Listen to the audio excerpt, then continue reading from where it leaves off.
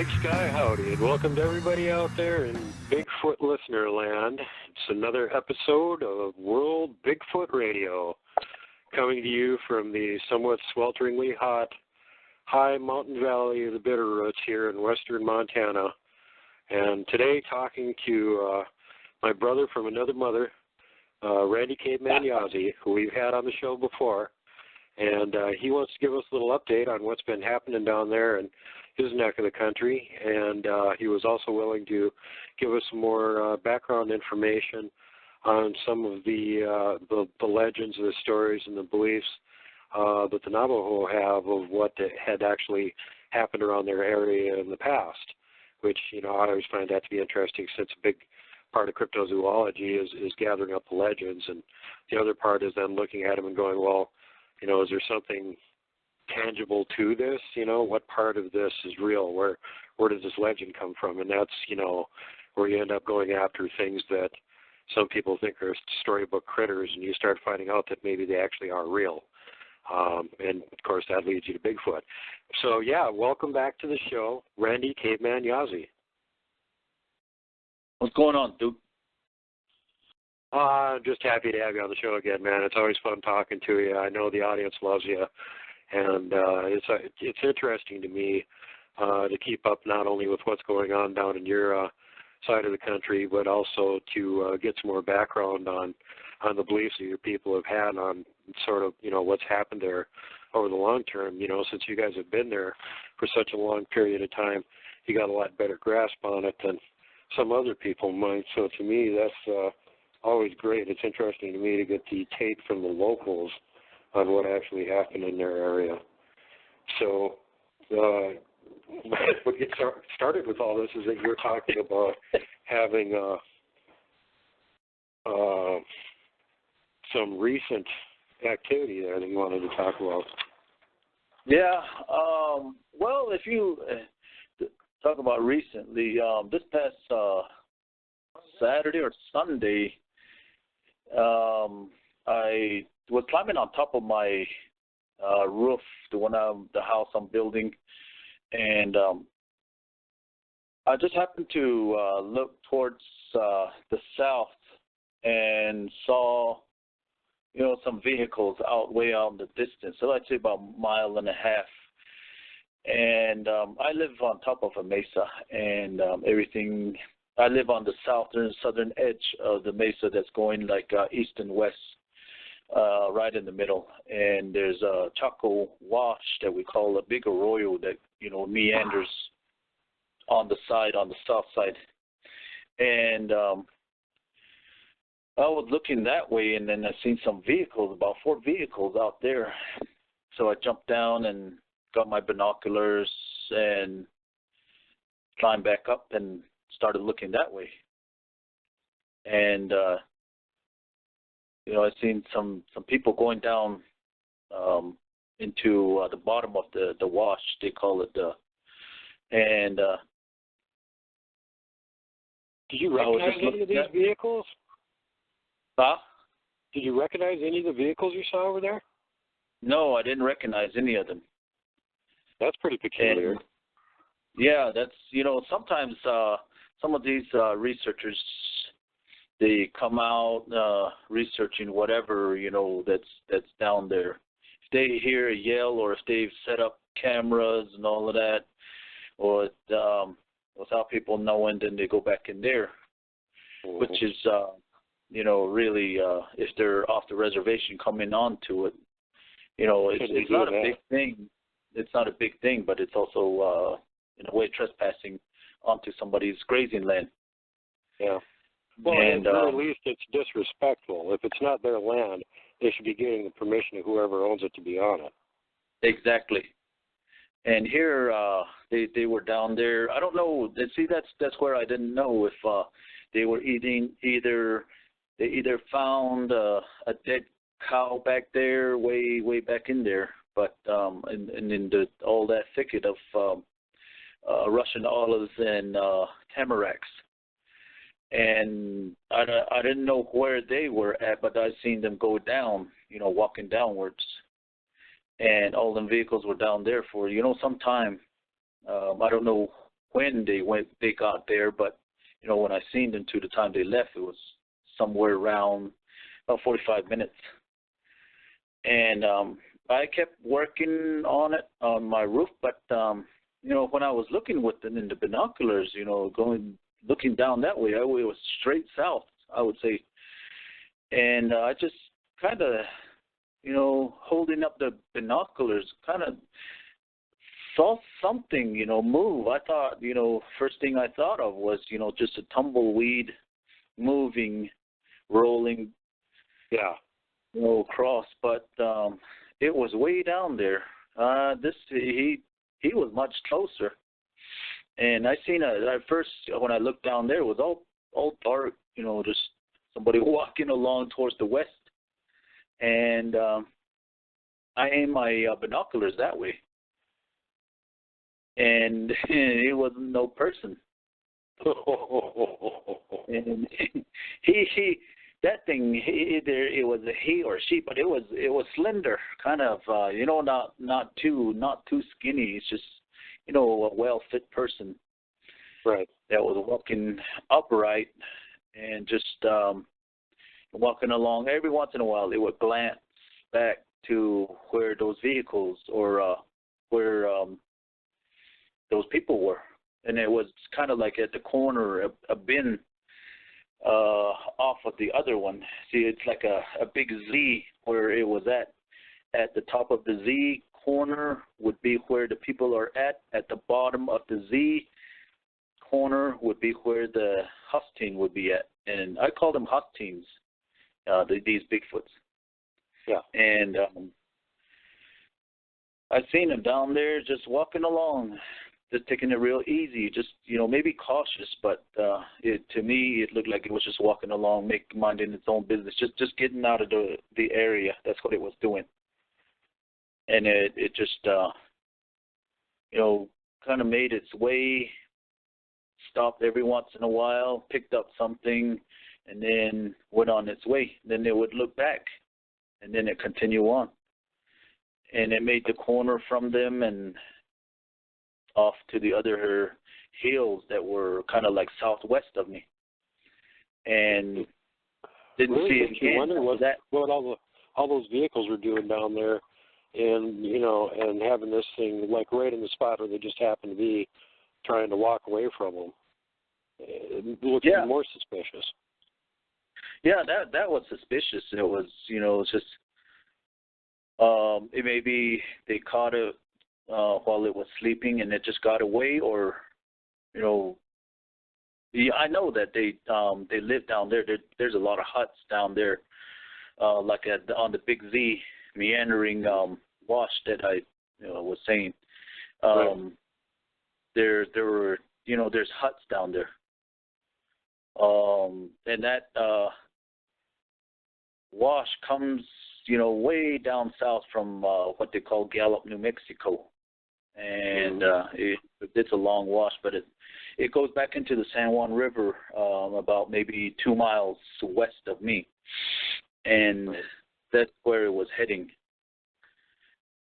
And how those are just natural highways for those guys, even during the day, if they're deep enough in a wash or something where you can't see it from the surface, just by looking across the top of it, they can move back and forth without anybody seeing them going.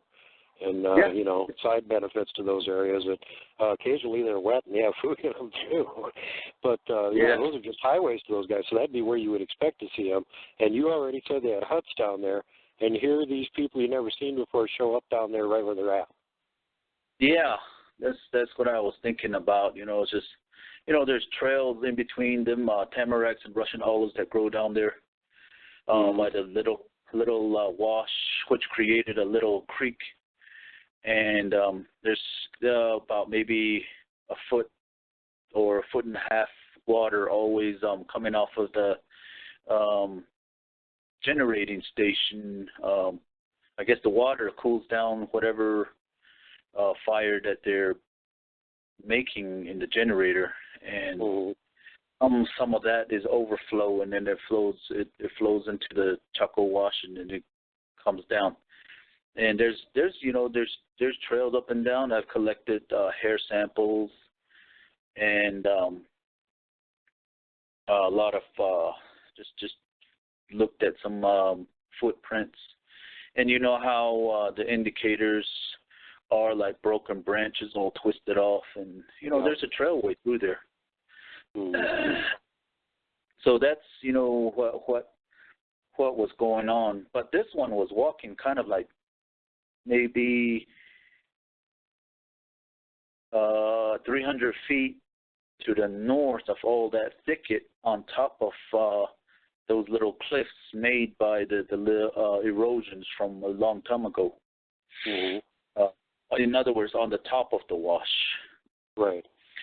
And it was just plain to see, just this dark thing just walking by and all of that. And I kind of just chuckled and kind of giggled about it. If they're researchers, they're in the wrong spot. If they wanted to be whoever they're looking for is already spotted them, and he's hightailing it.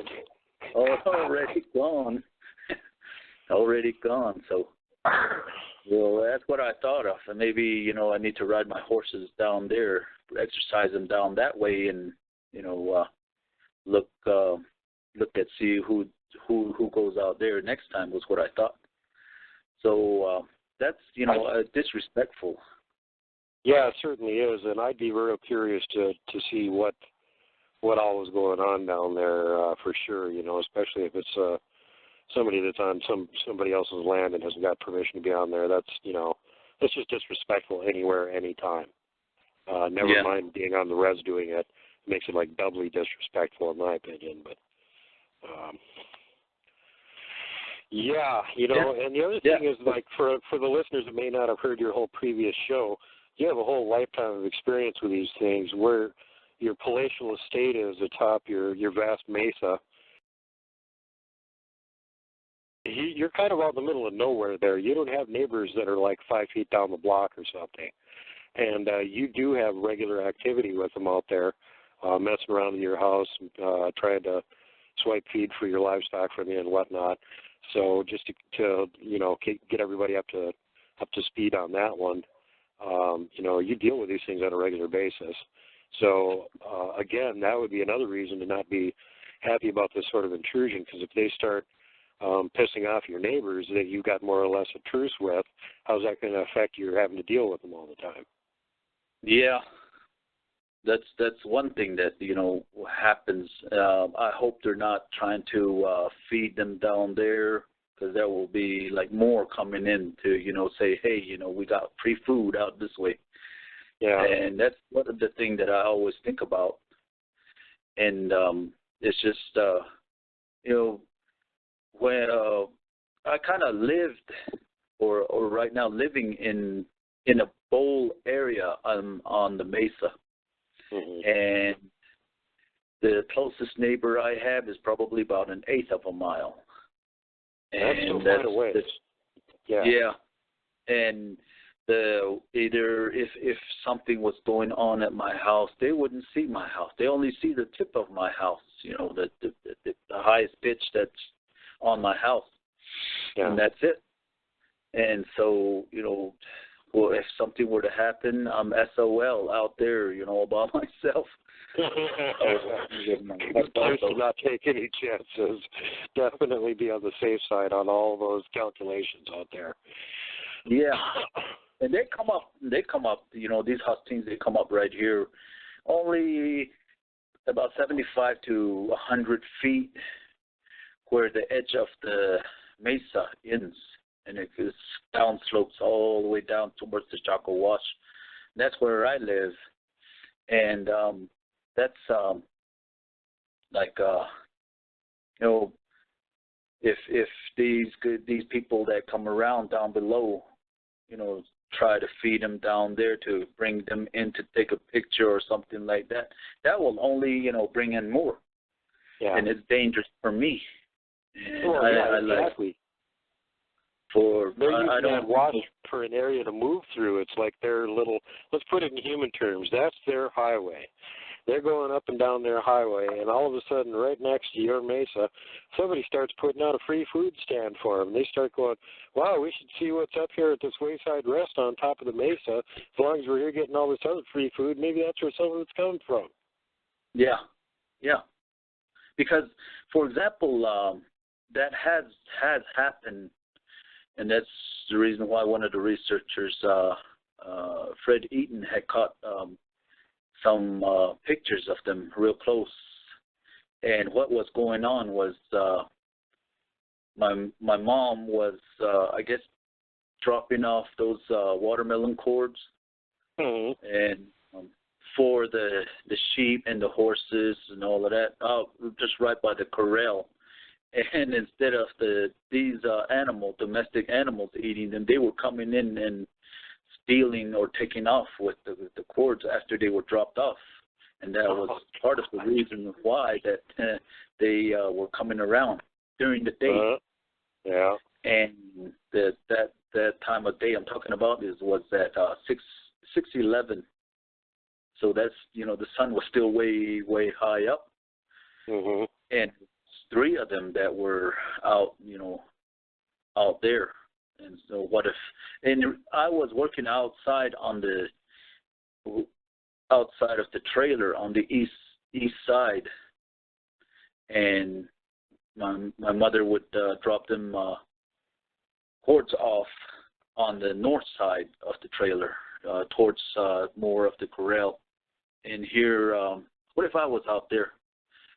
I probably would have fainted, or my brother was out there with me, so he might have fainted and never brought him back to life, or something like that would have happened, or they might have engaged with us. Those are the possibilities that exist. That's the reason why I don't, give them a chance to, say to them, hey, these guys are, like real calm teddy bears. They're walking around. You don't know what they're thinking. No. And they could, have that attribute of, just instantaneously attack, because they're thinking that, you looked at them and they're near and they're trying to take off, or whatever the case that they, that's how I see them.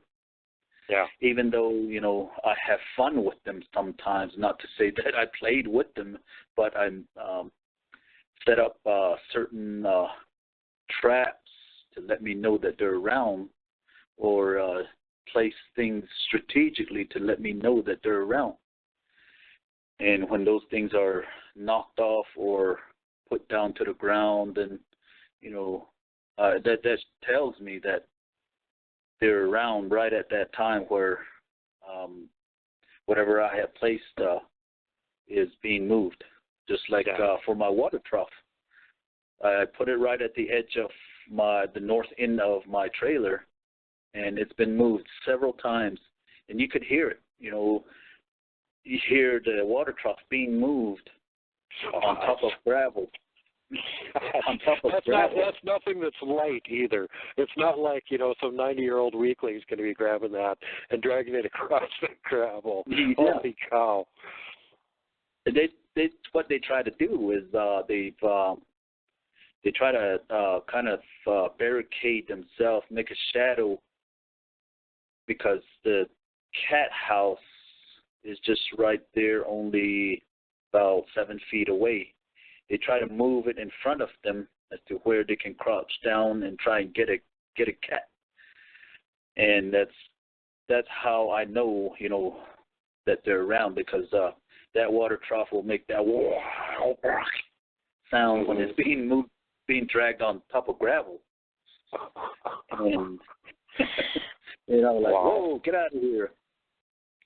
Well, I don't know if you saw it or not, but the most recent episode of Bigfoot Outlaws was also on the subject, and if you heard the show or not, it's like everybody's sort of on this right now about habituation and what that means and what the general problem is with it, and more specifically about feeding them, because there are other kinds of habituation. They can be habituated by presence. We've got wild deer that live right here in Missoula, and they are just as, like thicker than jackrabbits are in other parts of the country.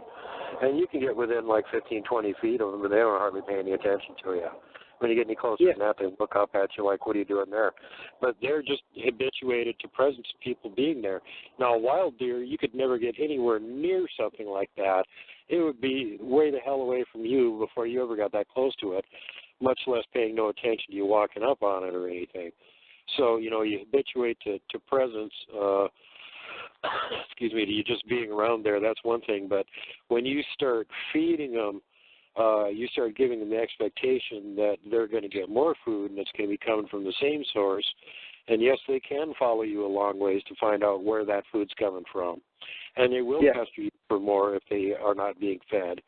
And another thing to consider is that this goes beyond the sort of behavior that you see with bears. If you think, feeding bears is a bad idea, which anybody that's sane should, then, what makes you think that feeding Bigfoot's a good idea? Well, because they're smarter than bears. Yeah, that makes them more dangerous than bears are. It doesn't make them less dangerous. It makes them more dangerous. It makes them less predictable because there's a wider variation in what they could be doing. In other words, the smarter they are, the more they are susceptible in their background to things that have happened to them during their lifetime rather than just running on instinct. So some of them may, never seen a human before, don't know what it is or anything, just curious. Other ones have had a bad encounter with a human, maybe been shot at or something, are going to be a lot more prone to, throw a log at you and ask questions later. So you don't know the background on the booger that you're dealing with to start with, and then you're playing this dangerous game where you're feeding it thinking that, it's making it your forest friend and that it likes you, when in fact it may be thinking that you're finally admitting that you're lower on the pecking scale than the Bigfoot is, and that you're finally getting around to paying it tribute as you should be. And when that tribute stops coming in, it's going to get real mad about it. Yeah. That's what I mean. I look at them as being unpredictable. Very much. Especially in the night. If I was to walk out and all of that, and what we were taught on walking in the dark is always make noises. And that way, if you don't want anything to encounter you, it would know that you're walking by, and with all the noise that you're making. It would make it would stay quiet, or it would take off from you, especially like coyotes and any rabbit animal that's out there. And if it comes to Bigfoot, then they'll either, like I said, they'll either be quiet, you'll smell the stench, and you never know. You try to flashlight around, and you would never find them if they start to hide. And if you were to walk away, one of them is hungry for some human meat, they'll pounce on you. That's, how I look at them. And I'm not going to, be walking right there to them as to where to say, like, hey, eat this, and try and give it like a watermelon or something like that, and then expect them to eat it while I'm taking pictures, like that. Yeah. Or just like throwing a whole pile of Jack Link's beef jerky behind you as you're running away, hoping it'll grab and eat that before it gets you. Yeah, it might grab me and just, put fresh caveman better than old yucky jerky. Fresh meat. Everybody likes fresh meat. Yeah. What's an interesting thing is I've been looking at a lot of the Wendigo legends and stuff up in the northern part of North America. And one of the interesting things that keeps coming up amongst the different tribes that believe in this critter and talked about it is that during the summer, it was less dangerous than during the winter, and I don't want to say harmless, because it'll still run you off and act incredibly aggressive. But it seemed like during the summer, they do a lot better, and they're a lot less aggressive than they are during the winter. If you run into one during the winter, you might as well just bend over and kiss it goodbye, because you're going to be dinner pretty much at that point. If they let you see them, they're trying to terrify you on purpose right before they kill you. And during the summer, there can be encounters where people run into them being in areas that they haven't been into before or something, and things will act aggressive as hell, throw logs at them or whatever, make a huge ruckus and run them off, but it won't actually try and kill them. Yeah. So, again, even with something that dangerous, you can't predict exactly what it's going to do. And I would say that's a notch or two up the intensity dangerous level than just a regular old Bigfoots we have to deal down here in the lower 48 for the most part. But, it's the same thing with black bears and grizzly bears. Now, a lot of people don't know that the grizzly rightly has a bad reputation. They're ill-tempered, they're very aggressive, they're territorial. Everything they see is their property as far as they're concerned, and they will go after you under the right circumstances. But the interesting thing is, even in areas where there's a lot of grizzlies, there's more black bear attacks on people than there are grizzly attacks. And the reason for that is because grizzlies, being more aggressive than they are, if you know about them, they're actually more predictable than black bears are. A lot of people have the notion that black bears are non-offensive and non-aggressive and they're never going to attack you, and therefore they don't pay any attention to a black bear being around them when maybe it's profiling for an attack, and then all of a sudden it does attack them, and they're like, oh my God, a black bear attacked me. Well, guess who attacks the majority of the time? It's a black bear. And yes, there's more black bears than there are grizzly bears. But when you look at the information on them, it seems that the black bears, even though they're more mild in general, temperament-wise, they're less predictable. And part of that, the reason for that is because being predators, they're intelligent. They can have that sort of thing that we were just talking about with Bigfoot here when I was flapping my gums earlier, where it's like a lot of their experiences in their environment can shape their sort of attitude and behavior toward things in general. And, if they've had bad experiences with humans and whatnot, that will definitely color how they deal with them. And bears are the same way. Some bears see a human, they run as fast as they can. They've been shot at before. Other bears, they act like you're just another bag of meat walking around, and they're going to see if they can get you. Yeah. If there's other animals that are out there that are like, even, a wolf. Mm-hmm. Or even a coyote. And the foxes, that's the reason why I say, these rabid animals that are out there, even dogs, they're very unpredictable. I don't want to be trying to chase off an animal that's snarling at me, and keeps coming back to me. That's one thing. I don't mess with. There's just a decision making. There's a lot of people that are out there that will say that just leave them alone and we'll just walk on by. If they're rabid, they're going to come after you. Yeah. Well, if they're not being rational at that point, that animal's sick, and it's not doing things that a normal animal would do if it was well. Yeah. It's just you just have to walk away. Like, for example, when I was in the service, we were in a convoy of one of those big trucks that the military has, and we stopped to rest before we got to the main camp, and we saw a lady get off the truck, and nobody's supposed to take off from the truck, and here she started to walk over something, and all of a sudden we seen a badger with some little kids, little ones, and it was snarling at her, and she starts walking up to it and saying, "Here, oh my God, kitty, kitty, here, kitty, kitty." So me and a whole bunch of other guys, ran over there. The badger was running to her while we were running to her. Also, we grabbed her. And some of the other guys, distracted the badger while we dragged her away, threw her back in the truck. And that's, some of the incidences that, that's just one that I have come upon when I was, in the service. We were doing desert training, and here things like that, just kind of gets me, how some people, they would think that, just because there's an animal out there and it looks cute that, something to put your hand out to, and it'll rip it off. Yeah, badgers particularly. People need to educate themselves a little bit more about the wildlife in the area that they're wandering around in. What do they call baby badgers? Kits or badgelets or I don't even know. Little I'm not ones. sure about that. Little ones, little buzzsaws.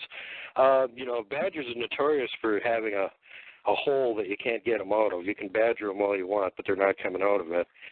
And I was horrified to find a report from Wisconsin of some idiot that decided that after he shot and wounded a badger, he was going to reach into its badger hole that it just crawled down and grab it and pull it back out again.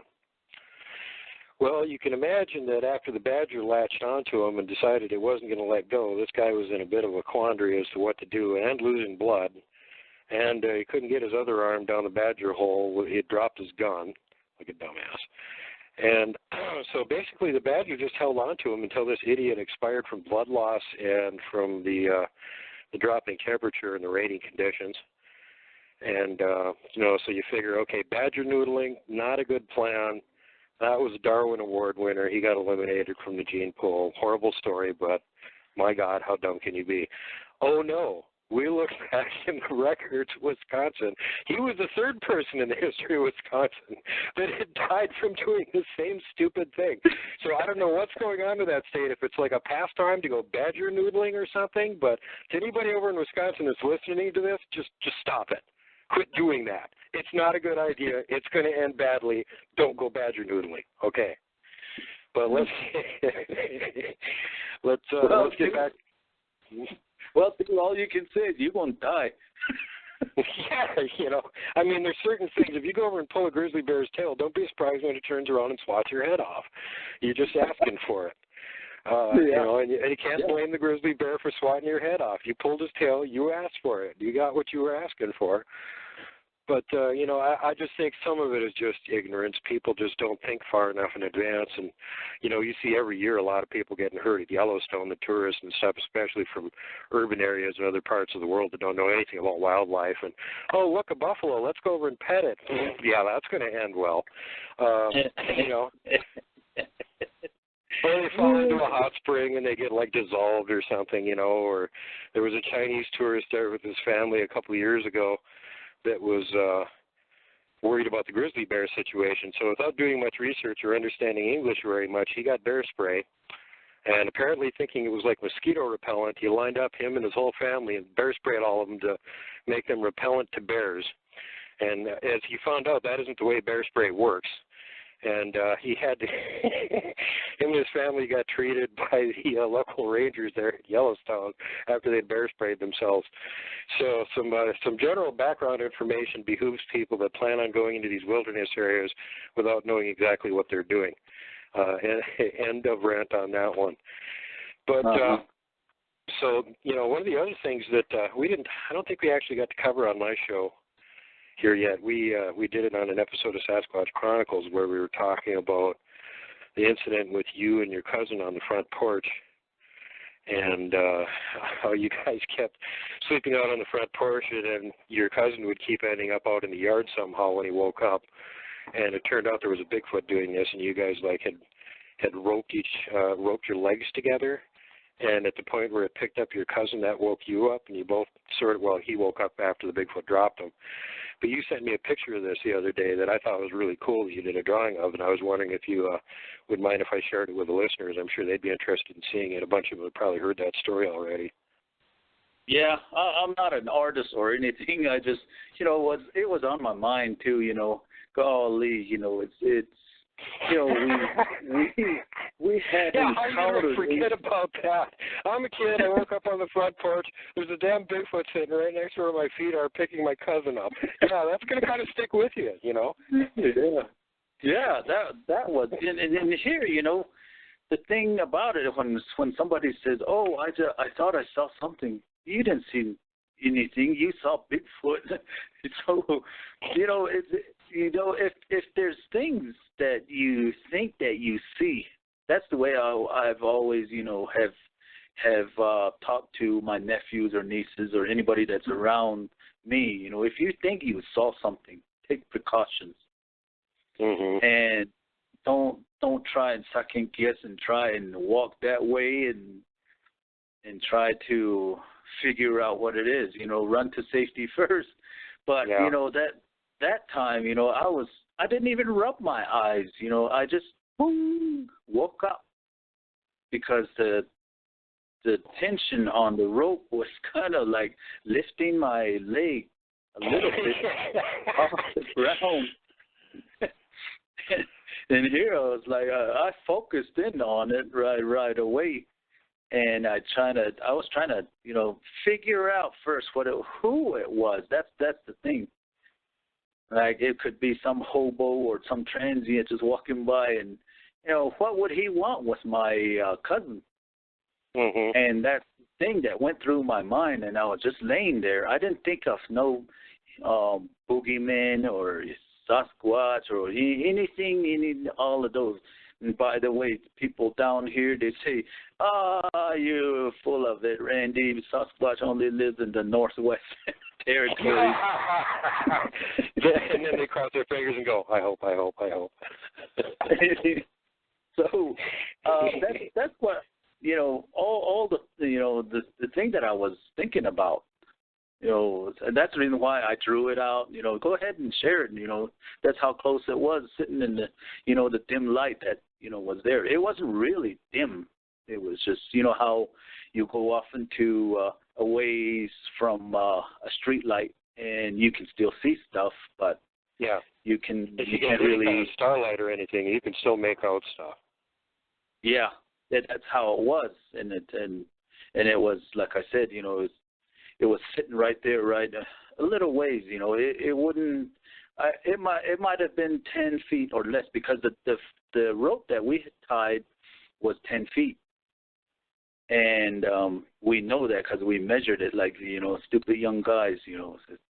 So if you make a loop out of it, you've taken out maybe a foot from both skinny legs.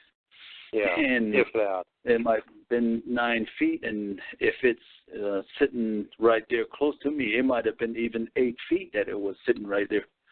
So, it didn't take off with him or anything because the rope was on the other leg, and his other leg was tied onto mine. And here my leg was up and kind of like at maybe a foot off the ground. That would get me how much of a sound sleeper your cousin is, because this isn't like it only happened one time. This happened a bunch of times, and he never woke up.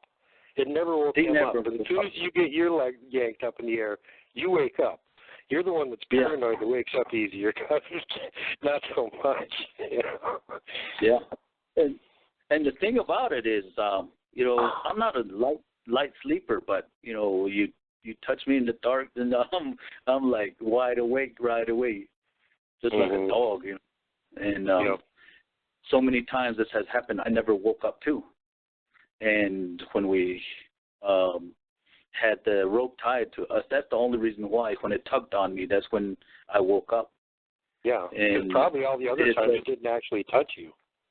Yeah, it didn't even probably touch me or anything like that. Just picked them up and caressed him on that side, and I don't know what happened. Maybe kissed him a few times. I don't know. Well, if it wanted to pick him up and run off with him, it sure had more than enough opportunities, which just makes you wonder what it was up to. Why was it doing that?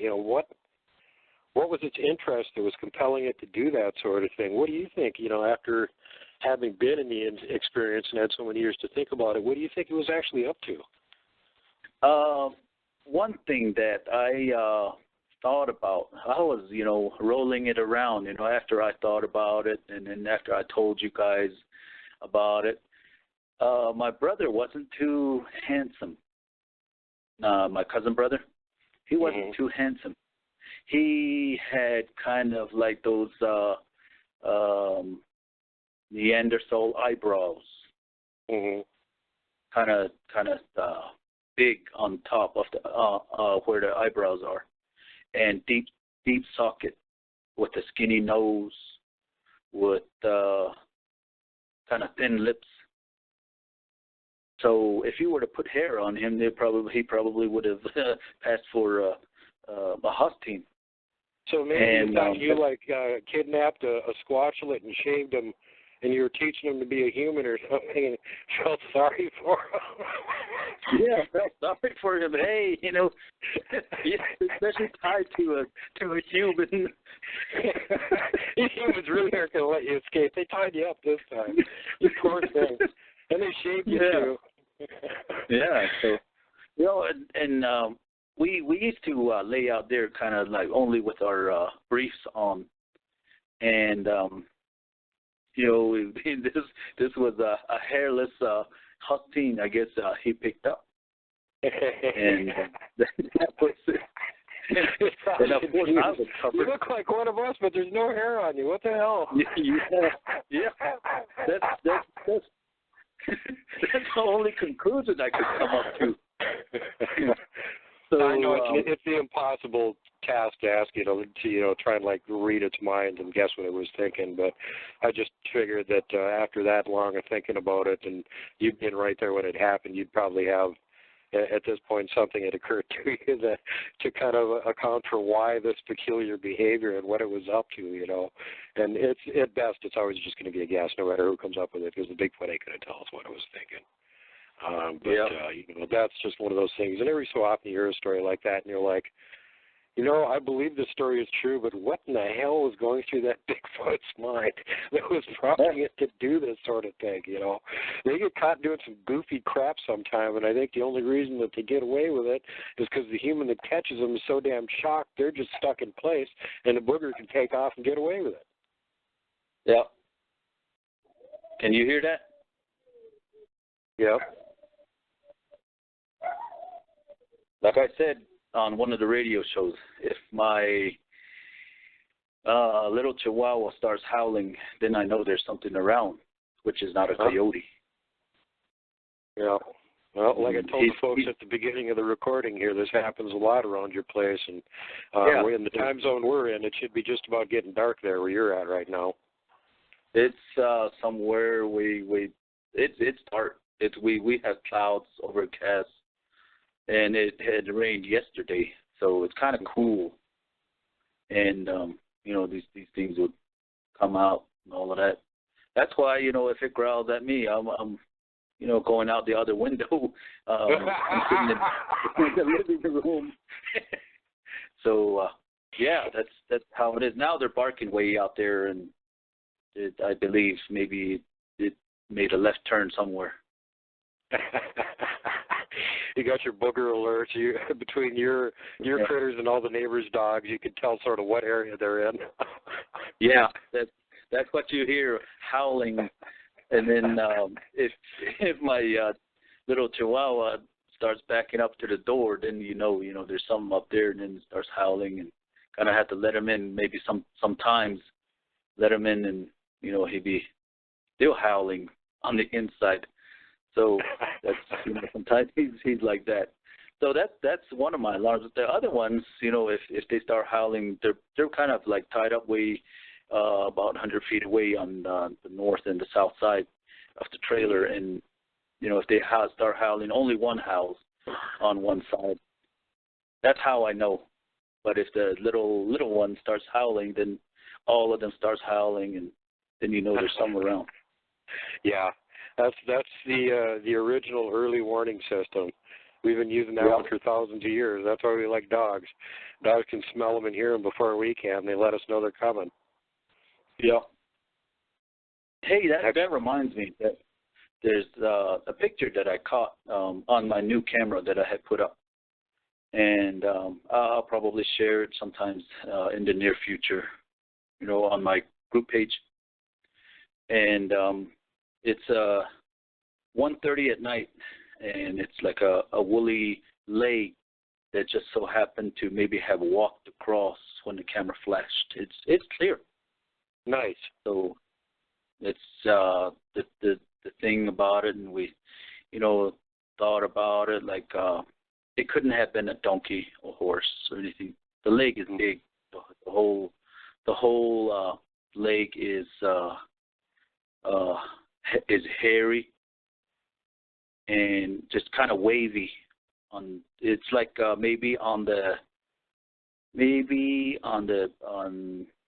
from the knee down, or it might have been right at when it extended straight while its leg as it was walking. So it's clear. It's not one of the blurry ones that I have, you know. It's clear. It's close up, probably about maybe 2 feet or something like that from the camera. Yeah. So yeah, I wish we had permission to use that camera, the picture that Fred Eden caught with his trail cam too, because that one is another one that it's like, that's pretty definitive there. It's not blurry. It's not out of focus. It's light enough to see what you're looking at. The camera's up at like, about 4.5, 5 feet, and it's taking a picture of something's like elbow as it walks past. It's gigantic. It's covered with fur. And you can see the house in the background, too. So it's like so freaking obvious. But, you know, don't have permission to share with you folks. Sorry. Hate to tease you, but, you know. That's what's been going on around here. And plus also there's been people that have been contacting me, you know, telling me there are a lot of encounters and sightings way down south towards the Gallup area. Mm-hmm.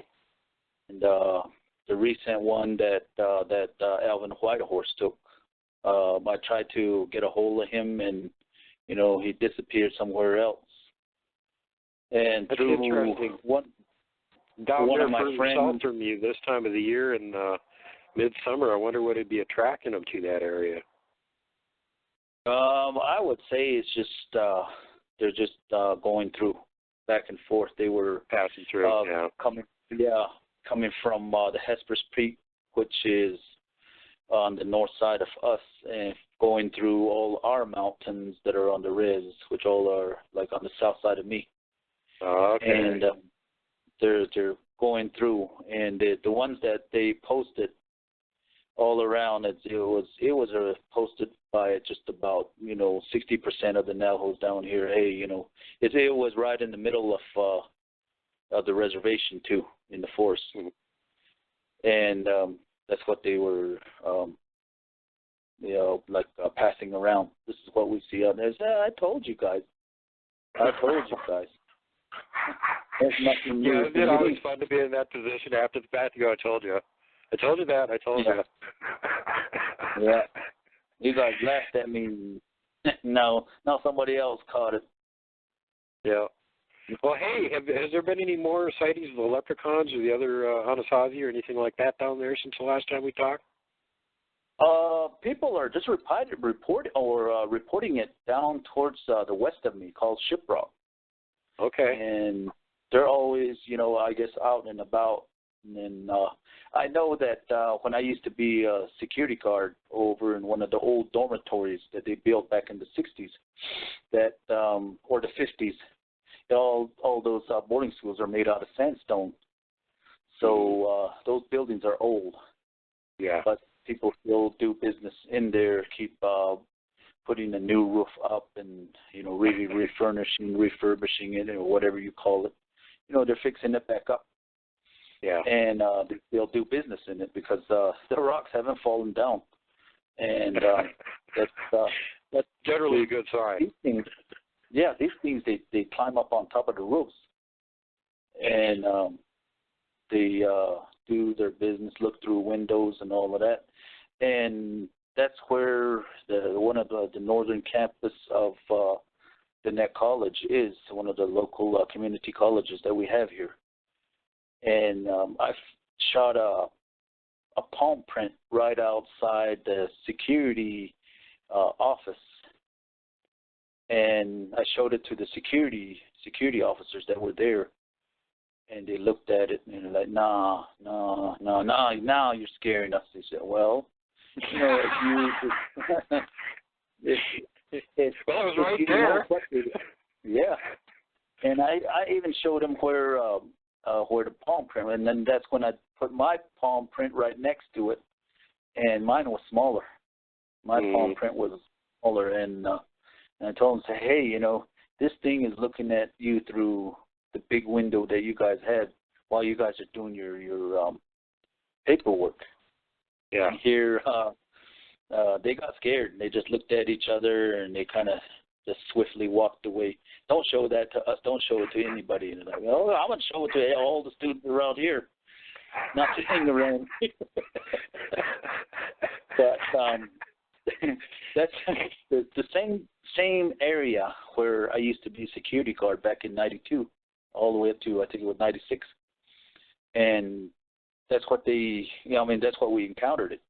And also the little people where the cops around there would ask on the radio, is it the big one or is it Chucky? They had a name for the little one. That's their code word for it, yeah. Yeah, for the little one, and you would describe it to them, it's Chucky, because they would always be hanging around the hospital, and that would be, we would chase them out somewhere or another. There'd be like maybe a couple cops spotlighting around. You'd see it go off to the side again running, then you tell them that it's running on that side, and we all take off. It's some action for the cops for the night. And it makes you wonder why they'd be hanging around a hospital, especially. I can come up with some really creepy reasons why they'd be doing that. Food, probably dead bodies. Yeah. Because the way I noticed them, the way they smell when people say, "Oh, it smells like somebody dead," they don't eat things. They don't really eat things when it's fresh. They wait for it to turn. Mm-hmm. That's what I know about them. Because when the meat stinks a little bit, that's the yummy seasoning. Yeah, it's the seasoning on the food, and also the meat is kind of like tender then. Yeah. Take away all the maggots and all that, and then just start eating in there. That's what I noticed out here. Mm-hmm. People would say, "Did you actually see it?" Yes, I have seen it. I've taken pictures of a cow being eaten while it was turning. Not being turned over, but when it was all getting spoiled. Yeah. And the thing about it is they would pile all the bones in one area after they gnaw upon it. Then they would pile them up, and then the skin would disappear. They would take the skin. Why they do that, I don't know. Wow. So that's one thing, but they've been reporting all of those still down there in Shiprock, which is like a nightly thing, and people are hush about it because in the Navajo tradition, you're not supposed to talk about things that are mysterious. Well, even if it wasn't traditional, just from a professional standpoint, you're in security or law enforcement, and there's these little mini squats running around, dumpster diving for medical waste and body parts. Who's going to want to talk about that? Yeah. So that's one thing that I know that they hang around the hospital for. God. Whatever is taken out, maybe just a pizza that wasn't eaten that was left by some person's relative that went into the hospital or something like that. Even that they would pick out. Well, sure, that's yum. That's going to go at the top of the list, which again is like, well, they're eating human food, which isn't good for them, and how's that going to affect them, and what's it going to do to their personality? And then if you go one step further, and there's like, God forbid somebody has a gangrenous foot and they have to cut it off and they throw it in the dumpster. Well, are they eating that too? It's really unappealing. And then you get to some of these other legends that I always wondered if you down there in the Navajo lands had an analog for this, because it does seem to be pretty widespread around the world. And that's the legend of ghouls. And ghouls are, again, bipedal cryptids. They're similar to humans. And according to the legends, they like to live in and around graveyards. Currently operating graveyards are preferable. And it seems, according to the legends, what they do is they live in a warren of tunnels that they dig underneath a graveyard. And they'll, there'll be a burial. And like a week or so after the burial's over and the body's nice and stinky and yummy, they'll dig a tunnel up to the bottom of the coffin, break through the bottom of the coffin, pull the body out and eat it. So these things are, like cadaver eaters, basically. But that's the whole legend of the ghouls and stuff. And as much as you wonder where some of these legends and stuff come from, I've had people send me pictures that were, according to the historical description, they look like ghouls. It just makes you go like, what the hell is this thing? Yeah, they're all, you could hear screaming all down. See, there's tunnels underneath all of those boarding schools for like water and electricity. Mm-hmm. Go from one to another, and there are tunnels down there. And I guess they put in manholes to go down there. If something's wrong, go down there and fix the problem, and then come back up.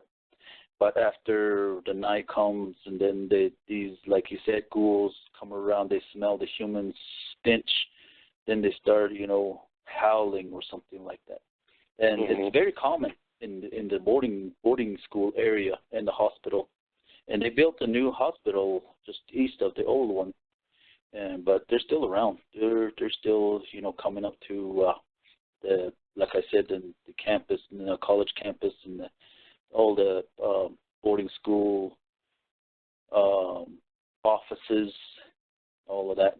And, that come to think of it, these dormitory aides, when I was working there, they would say, hey, were you standing back there just a while ago? And I'd tell them, no, I'm just now coming back from doing my vehicle patrol.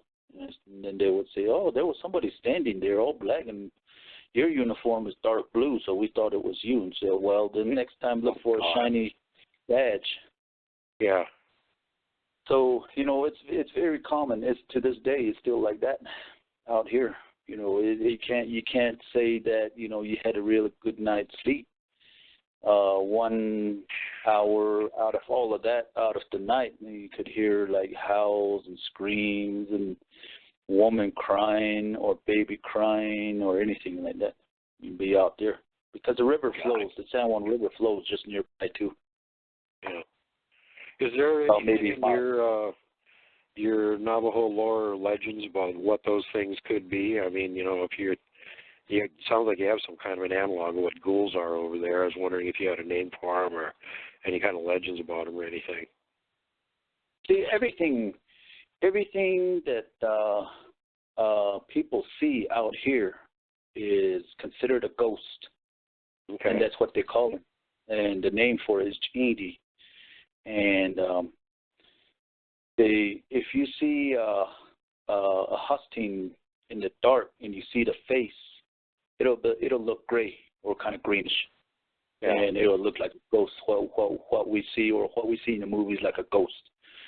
And if you see one of the other ones, any other cryptid that's out here, it'll look like a ghost also, whether it's hairless or it's got hair or it's bent over.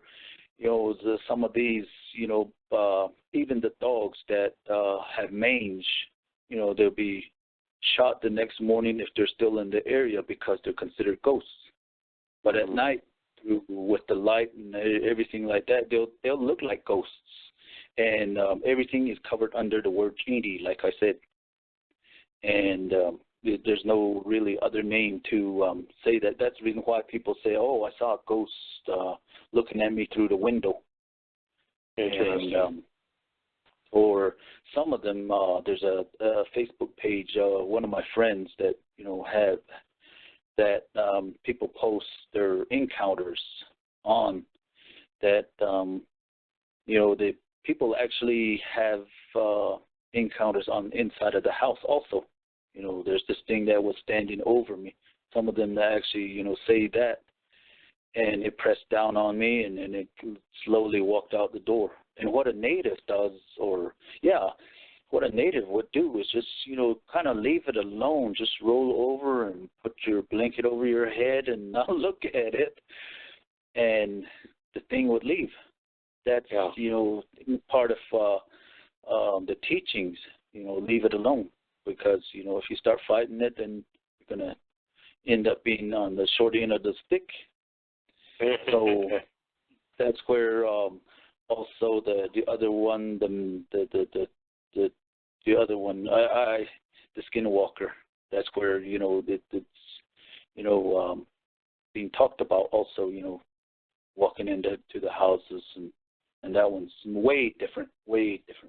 And yeah, that's considered one of the genies that are out there. It's just one basic word that people name, and of course there's in these other native cultures, or the way they named them is probably the same like that too.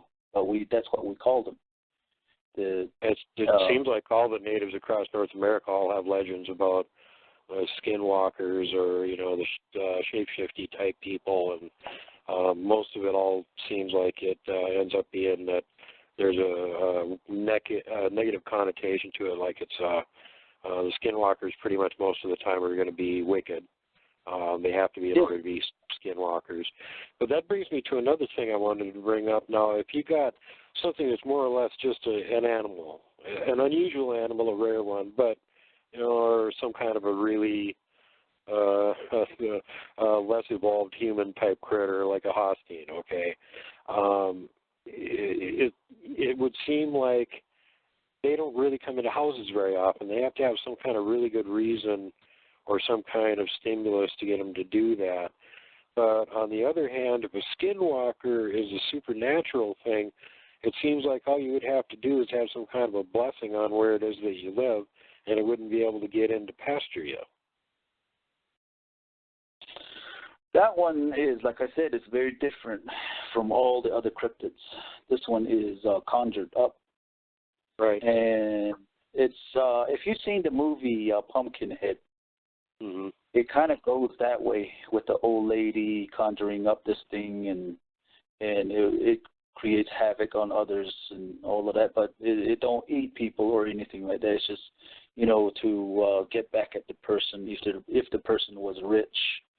And that's one thing that people don't mess with around here. Right. And it's kind of like distinctive. If you were to try and compare a hostine to a skinwalker, or any of these other ghouls, or other cryptids that are out here, it's distinctive because that one will talk. Mm-hmm. It will eat things, but it will act the same way as these other cryptids are.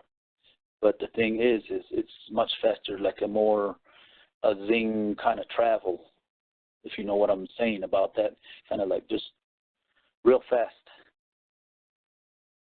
like disappear here and then reappear in the other side.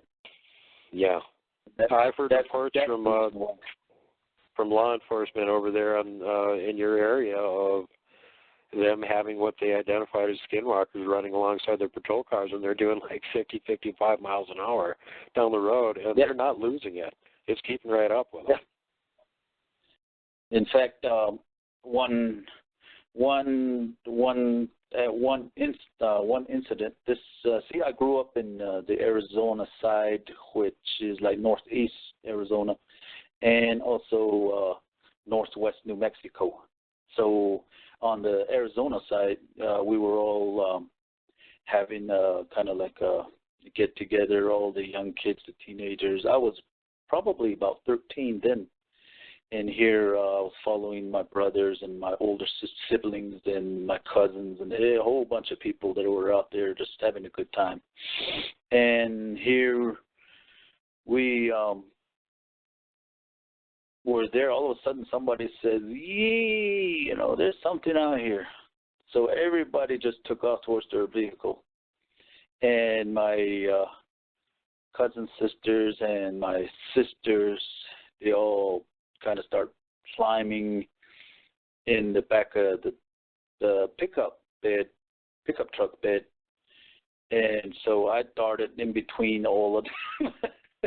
So they took off. My brother, he was 6'2", the oldest one. He deceased back in about 2003. And he was real big. One of those football player type built, and he even got scared and jumped in his truck, and his buddies jumped. All the big ones, they jumped in the front, and we took off, and all us weary ones were all in the back. And this thing jumped on the back, right on the back bumper of the truck, and stood there. And I took a glimpse of it, and it was looking at us with, real wide eyes and, maybe kind of smiling. But I didn't really see the whole, face like that. I just kind of glanced at it real fast and hid my eyes to it. And all my cousins, sisters, and my sisters all piled up on me, crying. And it's still here. It's still, I guess they've been, looking back. It's been, it rode on the bed for about maybe half a mile, and it at full speed going about 60. It jumped off. Oh and my it took God! off somewhere else. And that's when we knocked on the window, and my brother stopped and said, "Hey, it jumped off." Instead of driving away real fast, we had to stop right there again, and everybody was safe. That's it jumped off. You don't have to keep driving now. yeah. Stop. The danger's gone. Well, that worked. It jumped off eventually. You can stop now. Yeah. Oh my God. Well, it sounded like he was just enjoying scaring the living hell out of the poor kids in the back in the pickup. Yeah, and here there was other vehicles racing by us, getting away from us while we carried the whatever it was on the back of the pickup truck. Oh and we could hear the vehicles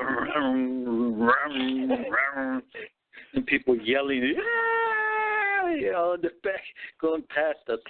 And we probably had maybe the slowest vehicle there, What a guy! I was surprised he wasn't trying to fishtail or hit the brakes or something to get the thing to get off the back of the truck at least. Thank God he didn't put on the brakes, because it would have fell on us. Right on top of you, yeah. Yeah. Jump off with somebody else.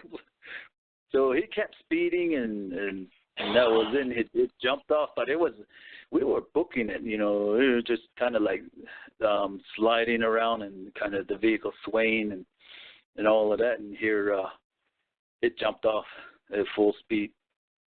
We were going fast. And I don't know where, this was in the canyon areas of Canyon de Chelly on the Arizona side. And there's a lot more that, people have seen down that way. In fact, and when I started my Facebook page, I had that picture up, and it was looking at them transients, those hobos, the drunks that were down below in the canyon. It was looking at them, pacing back and forth, and I just so happened to see it.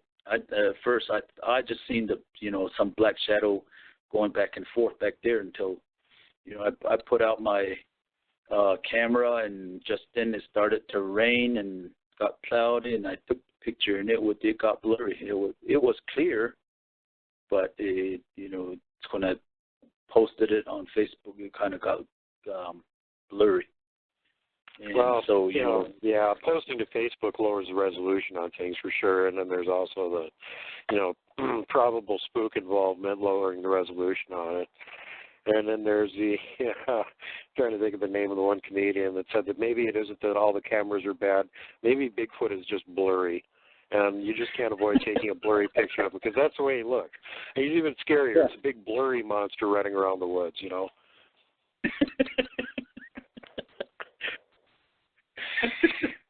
Yeah, that's it started to be. I mean, the pictures that I had taken all came out like that.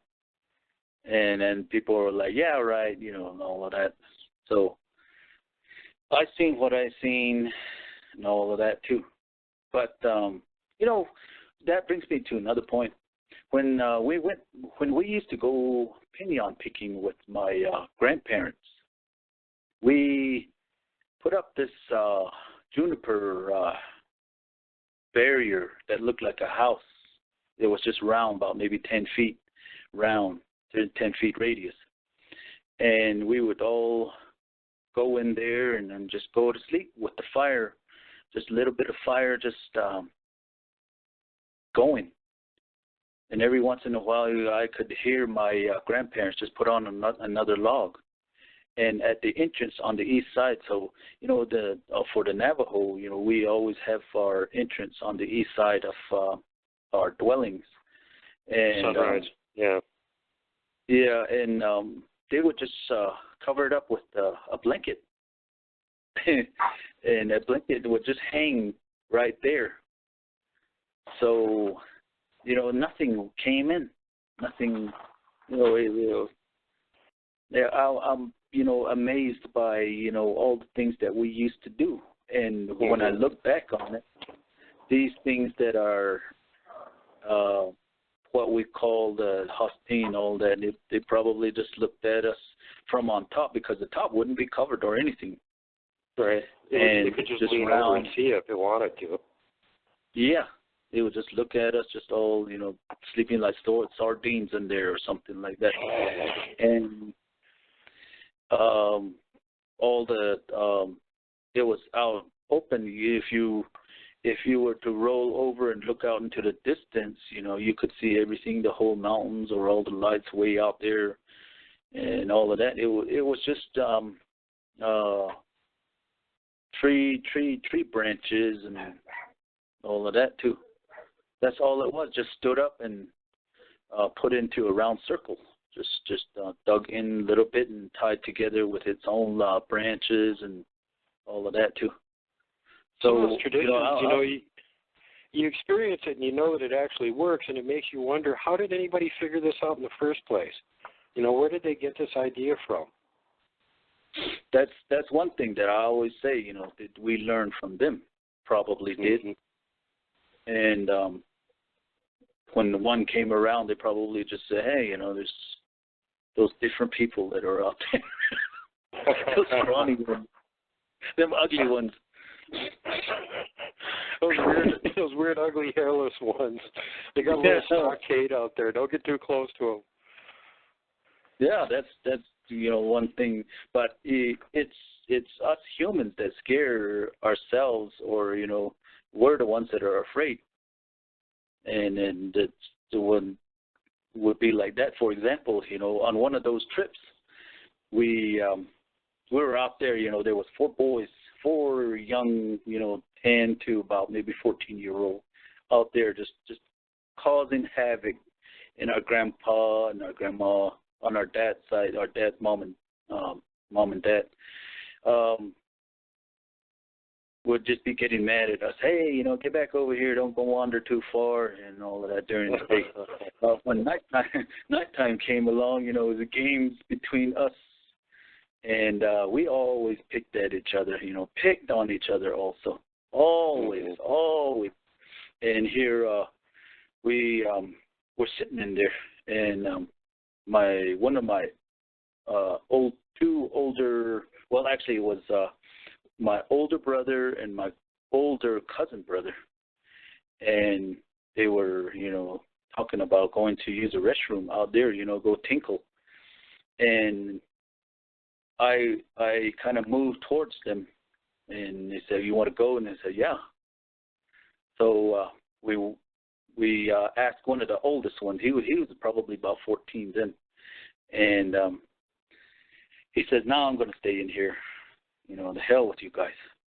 And we went outside, and we walked out from the front entrance and then walked to the south. There was a big pine tree that was laying right there. And we climbed over it, and, we were doing our business when we heard from the inside of that dwelling that he was going to use the restroom also. So by then we were done. We turned around and took a couple steps towards where the pine pine was laying.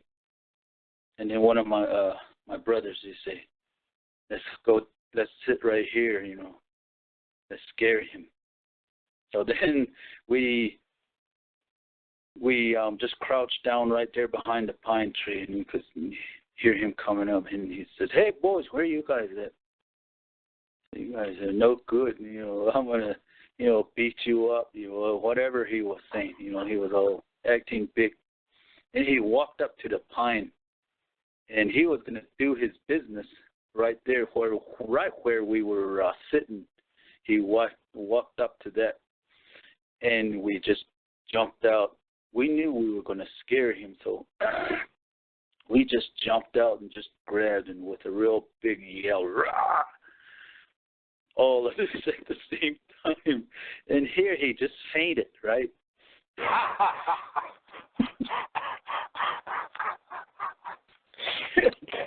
Scared him cold. Yeah. He just fainted right there, and then we were like, "Whoa, what happened to you?" He's faking it. We were saying to him, and he just laying there and said, "Hey, we tried kicking him because that was, one way to piss off somebody so they can run after you, so they wake up and hear while we were standing there for, I'd say about maybe a minute while he passed out. He just dropped to the ground, and we were just trying to wake him back up, and there's nothing. And he said, one of my brothers said, he's just faking it. Let's just go back inside. So we walked back inside, and one of the grandparents says, "Hey, where's the other one?" "I don't know. He's just laying out there. He can't wake up." And the other one, my grandpa says, "You guys are, crazy. This is all, in Navajo." He says, "You guys are crazy. What you do to him?" I said, "Nothing. We didn't do nothing to him." So we heard a growl out there. I know you guys scared him or something like that. And my grandma was running out at the time. He says, starts crying.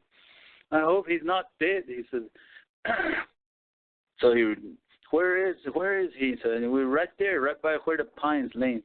And that was only about maybe 20 feet away. Right. And she ran over there, and she started screaming, "Hey, help me," to my grandpa. And then my grandpa ran out, and they dragged him in. And he was all passed out, right, for a long time. And they drug him in and put him by the fire, and they started singing, the traditional song. My grandma was crying. I hope you guys get what you guys deserve. He's my favorite one here. She was all saying that. My favorite.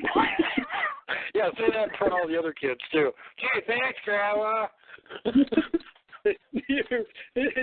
She's cursing us. And my grandpa takes out his what they call ghost weed, and he put it in his mouth, and he kind of, that ghost weed just tastes awful. It's like one of those ammonia that they put on after a person passes out. Oh yeah, like smelling salts to make you wake up, right? Yeah, it instantly wakes you up, but this one goes in the mouth. And here, he got up spitting, after that, my grandma was just holding him. "Oh, my dear grandson," and all of that. And we were on the side, ha, he's just faking it. And from there on, he had a headache, from, through all the days that we lived with him. And he's the same person that got, that I was with outside, the one that got picked up by the house team. He's the same person. So, it was really funny, when he passed out. We were trying to kick him, kick him in the gut. No, which is more polite, kick him in the gut or poke him with a stick? Either one is appropriate, I guess. Is he dead? Poke him a couple times. Now kick him. Yeah, one of my brothers said, since he's passed out, I'm gonna give him a real good black eye. He said, it really sucked him in the high ball too.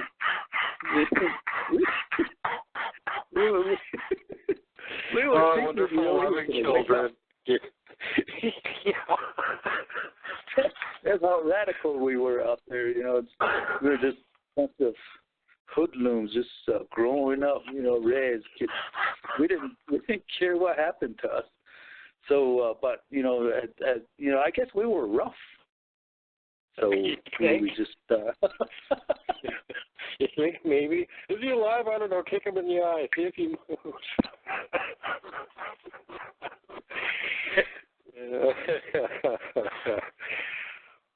You know, you're talking about the juniper barricade there to keep hostile critters from bothering you. Was that supposed to be just to keep Bigfoot out, or was it to keep all the animals out? Did anybody ever explain to you what the total use of it was? It was to keep everything out. When you put up a dwelling like that, how my grandpa explained it is, you know, everything is done with a prayer and a song. And these other animals and all of that, they respect it because it's their song. That's how it was explained to us. It's supposed to keep everything out. But now that I think back on it, you know, a mountain lion would have just got one of us out, you know, just come through the west end of under all the brushes and then grab one of us and drag us out or something like that. That's how open it was on the bottom. Yeah. And it would be somewhere around about maybe 8 feet up and all the way around. You, like I said, you know, you get on the ground, you could see all the way through. You could just see the barks and the whole branch itself just going into the ground. Interesting. That's how we used to go rest at night, and then nothing would bother us, not that we know of. And then, you know, if something came around, you could hear either our grandparents or, you know, if we're out there with our parents, then it would be like somebody would say, "Hey, get away!"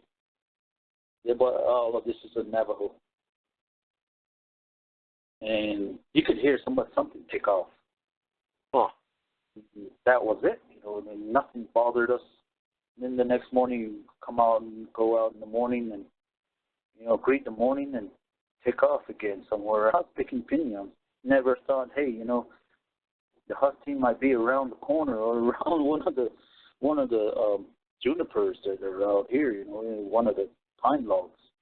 Mm-hmm. You know, ready to take off. We never even thought of that. But of course, you know, we were always told to make loud noises whenever we're in the forest. Yeah. That was, you know what? An indication to all the other creatures that were out there that man was out there. That's the way I understood it from my grandpa. Mm-hmm. Yeah, in some areas and certain tribes will tell you if you're out in the woods, don't whistle because there's other things that do whistle, and they'll get attracted to it. They'll come over to see who's whistling. Yes, that's why we, you know, it's in the teachings also. You know, don't whistle at night because you bring the ghosts around, the changing around. So, in all of that, even the hot thing is categorized in all of that changing too. You know, it's funny that you mentioned the word ghost and we were talking about ghouls and you brought that up because even in traditional literature, there seems like there's kind of a tie-in between ghouls, which are flesh and blood critters, but corpse eaters, and undead. In all the like literature and the legends, the old stories from the distant past, and even, you know, the newer ones from the present, especially up into like the early 20th century, where there were, you know, still some people writing stories about that sort of thing. That, you know, they always had this connotation of being somehow related to the undead, even though they were flesh and blood critters. They had something to do with ghosts and, you know, zombies and specters, phantoms, you know, all that sort of thing. Ghouls were in there with that whole category of weird undead monsters.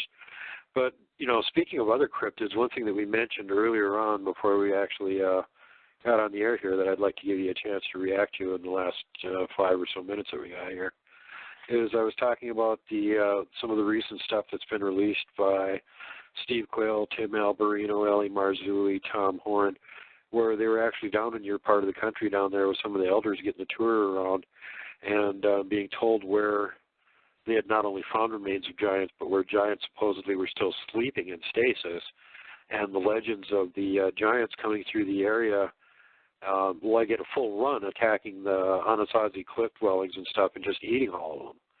And I was wondering if you guys had anything connected to that in the old Navajo legends that you could share with us.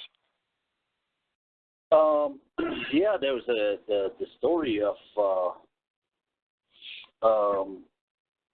the big giant and the little girl, and that's the one that stands out the most. And that story is he's called Yates, meaning the big deity, the big giant. Mm-hmm. And it used to steal little girls, not to eat or anything like that, but make them into slaves. And the other one was it would come around and knock on doors and ask for a little kid to eat. Oh God! Those stories that are out there in the legends. And notice how that ties into what we were saying about the difference between feeding them and giving them tribute. This is a clear example. The giant shows up, give me one of your kids to eat. That's not food, that's tribute. Yeah, and here on the little girl story, she was being slaved around, and the giant was real mean, very abusive to her, and telling her, go do this, go do that. And at one of those times, the giant told the little girl, go fetch me some water to drink. And she was walking down to the river, and just so happened to meet Horny Toad. At the time, in the legend, the Horny Toad was just like a regular person. Mm-hmm. But the Horny Toad is somewhat the ultimate warrior of all the warriors that are around. He's the grandpa. He's the aged veteran, and everything had tested him. Lightning, thunderstorm, earthquake, and all that, and he still survived. And the reason why was he had his armor, and the way that you see the Horny Toad now, that's what how they say that's what the armor is. And on top, how it has horns on top. It just comes out just like looking bag. It's not. And he told him, the little girl told the Horny Toad about what kind of treatment she was receiving, and she was captured by the giant, and she wanted to go back to her family. And here the Horny Toad says, okay, at one time I did meet the giant you're talking about, and I did overcome him. So, I'm going to stay here right by the river, and go ahead and pick up your water and take it back to him, but wear my helmet. And he'll recognize the helmet, he says. And so the little girl still okays it and then puts on the helmet of the Horny Toad and goes back inside. And the giant sees this and screams, shrieks, hey, hey, where is he? Where is he? Got scared and took off out the dwelling that they were living in. And here he ran off. Disappeared away from the little girl. The little girl was kind of, how little kids are. You give them something, and then it's funny to them that they run after the person with it or something like that. That's what she did for a little while. And when she came back, she gave the helmet back to the horny toad. The horny toad says, see, he's scared of this. So he, that's like more like a battle thingy, battle legend. And that's how the little girl was saved. And within that, just like you said, just from the start of the story, it's a tribute. People, have thought that he was harmless, and they came around. Mm-hmm. So that's one good example of the reason why I don't, say, this is going to be like I'm going to shake hands with it, stand by it, and take a selfie with it, because, it can capture people and all of that. But the eating part is kind of dim when it comes to that, because as the Navajo, when you're thinking about that, you're being told, don't be afraid of the dark, because, if you are afraid of the dark, it's going to come looking for you. So be prepared for it. In other words, be aware of your surroundings. Yeah. So that's what it was, and it's it's just some teachings that go with that, and that's what my dad meant. Remember when I was talking about on I don't know which show it was, that this thing was following me, and I went with it and all of that. And or in front of it, away from it. And here, my father says, good, you beat the monster that lives down below. Yeah. Thanks for letting me know about the monster out there, Dad. That was really nice of you. Thanks. Yeah. Oh man, yeah. That's it. The legend with the horny toad is very interesting too, because you look at it and you go, okay, there's something behind this, and how could a teeny little horny toad beat a great big huge monstrous giant, or at least terrify it so bad that it ran away? What's the little kernel of truth here that got this whole legend going that they're trying to explain through this? Has this got something to do with reptoids, or what exactly is it that they're talking about? Supposedly the big military reptoids, the Dracos, looked like bearded dragon or horny toad, sort of, if it was bipedal and heavily armored, the whole sort of the same thing. So, you get these kind of like puzzling, these old legends and stuff, and you go, well, there's something that started this legend. What part of this is it that got the whole thing going, that they've been, that it was so, the information being carried along was worth telling, so they thought it was important to keep repeating the story over and over and over and over and over and over for a long time. It's really interesting where some of these, what may have prompted the beginning of the story, from the get-go, how much of it is absolutely factually true and how much of it is just an embellishment that's there to try and give you the impression of what it is that they're trying to convey, not so much to be like 100% accurate to what actually happened in real life, if you know what I'm saying. That's exactly what I was thinking. That's the reason why when I'm constructing like a mask or something like that. That's what, to me, that's what it means, a mask. Mm-hmm. Something that's that will not show your face, an extension of your body. Mm-hmm. That's, to me, that's how, that's what I'm understanding. There must have been some kind of an extension. Maybe, it's like the saying, maybe don't mess with the bull because the horns will get you, or something like that. Somewhere along the line, what really happened to, like you said, or what kept it going.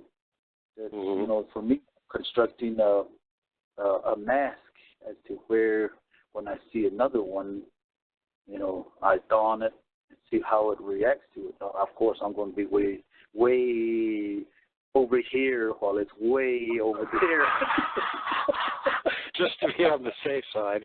Since I don't know what the hell that is, I'm not going to get too close to it. Yeah. So, apparently it understands certain things, made by man, which a gun, a rifle is not one of them. It has to be some kind of thing, maybe a big branch or making itself look taller. Just like I always refer to, the gods must be crazy. When that hyena came to the little boy put a bark on top of its head to see that he was taller, and every time he put it down, the hyena would come forward again. That might have been it, something like that. That's what I'm thinking. Yeah. It's some kind of extension. That's what I'm understanding with that. Now, the more I look into it, the more I find those correlations on all those old stories. There's always some kernel of truth that got the story going. And if it was just, what do you want to say, cloud weaving, just making up a story out of thin air, what would have been the reason to keep the story going for all those generations, There had to be something that was so important about the story to start with that they thought it was really important for it to make sure to pass it down to each generation and keep the story going. So just from that standpoint, it makes you go, okay, now what was it that was so important that it got it all started in the first place? But unfortunately, brother, we are out of time. I got to get going here. Hopefully we haven't been cut off already. And just in the off chance that we haven't been, thanks again for coming on the show. Always a pleasure to have you on here, and anytime you want to come on in the future and update us and tell us some more about your Navajo lore and the stuff that you have been uncovering, or current happenings around the res with cryptid related stuff, man, we'd be more than happy to hear it. And you're always welcome here on World Bigfoot Radio. Well, what I just real briefly, Duke, I just wanted to say that there's these pictures that are going around of some painted ceremonial dresses that men are standing in. Those are not skinwalkers. Those are deities and depicted deities. They're dressed up like that. Right. That's the Yeti. And I just wanted to clear that up too, just real fast. Those are not skinwalkers. But like I said, got to get going here. Thanks for tuning in, folks. I really appreciate it. If you like the show, please subscribe. It doesn't cost you anything. Helps me a lot. And share with your friends. Tell your buddies about the show if you think they'd like it. And, again, I would really appreciate that. And until next time, everybody take care of yourselves, take care of your friends, and be kind to each other.